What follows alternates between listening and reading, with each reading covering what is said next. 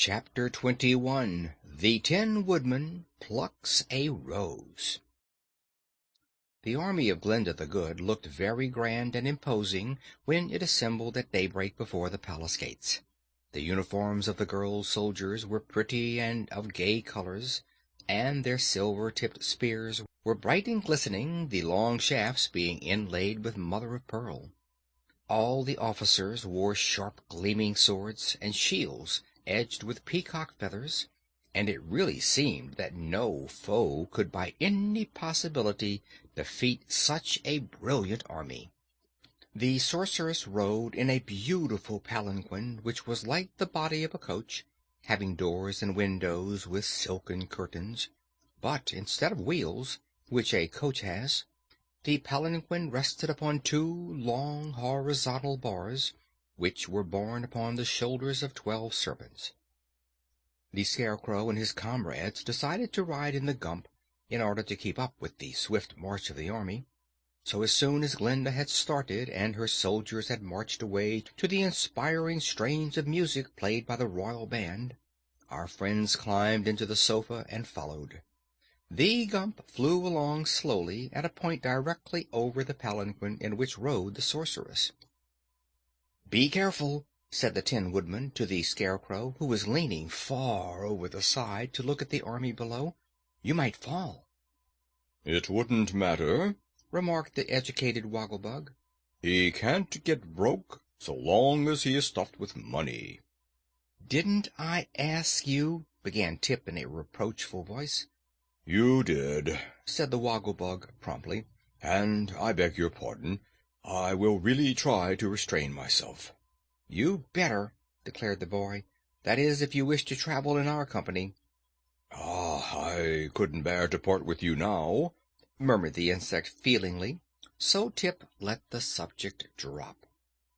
The army moved steadily on, but night had fallen before they came to the walls of the Emerald City. By the dim light of the new moon, however, Glinda's forces silently surrounded the city and pitched their tents of scarlet silk upon the greensward. The tent of the sorceress was larger than the others, and was composed of pure white silk, with scarlet banners flying above it. A tent was also pitched for the Scarecrow's party, and when these preparations had been made, with military precision and quickness, the army retired to rest. Great was the amazement of Queen Ginger next morning when her soldiers came running to inform her of the vast army surrounding them. She at once climbed to a high tower of the royal palace and saw banners waving in every direction and the great white tent of Glinda standing directly before the gates. "We are surely lost!" cried Ginger in despair. "For how can our knitting needles avail against the long spears and terrible swords of our foes?" "The best thing we can do," said one of the girls, "is to surrender as quickly as possible before we get hurt." "Not so," returned Ginger more bravely. "The enemy is still outside the walls, so we must try to gain time by engaging them in parley. Go you with a flag of truce to Glinda, and ask her why she has dared to invade my dominions, and what are her demands."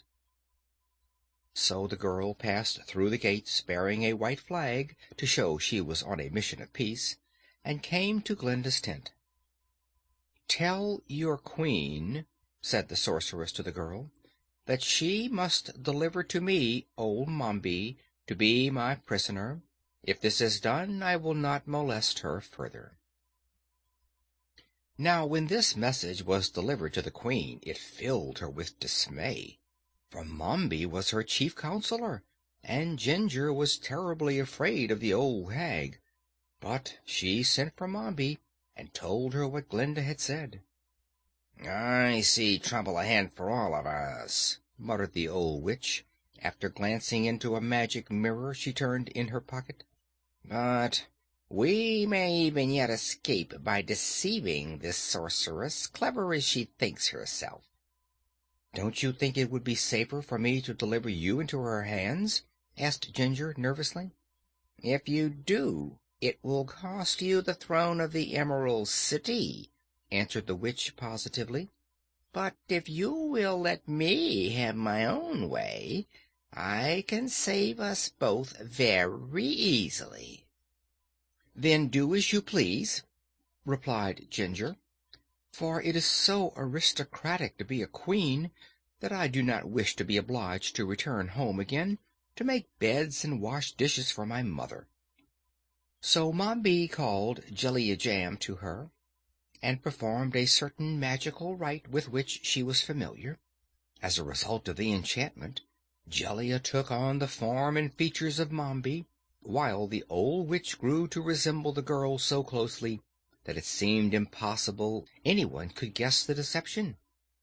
"Now," said old Mombi to the Queen, "let your soldiers deliver up this girl to Glinda.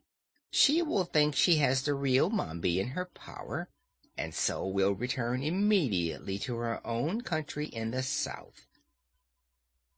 Therefore Jellia, hobbling along like an aged woman, was led from the city gates and taken before Glinda.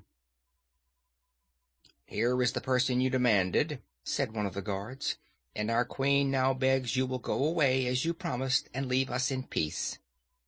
"That I will surely do," replied Glinda, much pleased, "if this is really the person she seems to be." "It is certainly old Mombi," said the guard, who believed she was speaking the truth, and then Ginger's soldiers returned within the city's gates. The sorceress quickly summoned the Scarecrow and his friends to her tent, and began to question the supposed Mombi about the lost girl Ozma. But Jellia knew nothing at all of this affair, and presently she grew so nervous under the questioning that she gave way and began to weep, to Glinda's great astonishment. "Here is some foolish trickery," said the sorceress, her eyes flashing with anger. "This is not Mombi at all, but some other person who has been made to resemble her. Tell me," she demanded, turning to the trembling girl, "what is your name?" This Jellia dared not tell, having been threatened with death by the witch if she confessed the fraud. But Glinda, sweet and fair though she was, understood magic better than any other person in the Land of Oz. So, by uttering a few potent words and making a peculiar gesture, she quickly transformed the girl into her proper shape, while at the same time old Mombi, far away in Ginger's palace, suddenly resumed her own crooked form and evil features. "Why, it's Jellia Jam!" cried the Scarecrow, recognizing in the girl one of his old friends. "It's our interpreter," said the Pumpkinhead, smiling pleasantly. Then Jellia was forced to tell of the trick Mombi had played, and she also begged Glinda's protection, which the sorceress readily granted. But Glinda was now really angry, and sent word to Ginger that the fraud was discovered, and she must deliver up the real Mombi or suffer terrible consequences. Ginger was prepared for this message, for the witch well understood, when her natural form was thrust upon her, that Glinda had discovered her trickery. But the wicked old creature had already thought up a new deception, and had made Ginger promise to carry it out. So the Queen said to Glinda's messenger, "Tell your mistress that I cannot find Mombi anywhere, but that Glinda is welcome to enter the city and search herself for the old woman. She may also bring her friends with her, if she likes. But if she does not find Mombi by sundown, the sorceress must promise to go away peaceably and bother us no more." Glinda agreed to these terms, well knowing that Mombi was somewhere within the city walls. So Ginger caused the gates to be thrown open, and Glinda marched in at the head of a company of soldiers, followed by the Scarecrow and the Tin Woodman, while Jack Pumpkinhead rode astride the Sawhorse, and the educated, highly magnified Wogglebug sauntered behind in a dignified manner. Tip walked by the side of the sorceress, for Glinda had conceived a great liking for the boy. Of course, old Mombi had no intention of being found by Glinda, so while her enemies were marching up the street, the witch transformed herself into a red rose growing upon a bush in the garden of the palace. It was a clever idea, and a trick Glinda did not suspect, so several precious hours were spent in a vain search for Mombi. As sundown approached, the sorceress realized she had been defeated by the superior cunning of the aged witch, so she gave the command to her people to march out of the city and back to their tents. The Scarecrow and his comrades happened to be searching the garden of the palace just then, and they turned with disappointment to obey Glinda's command.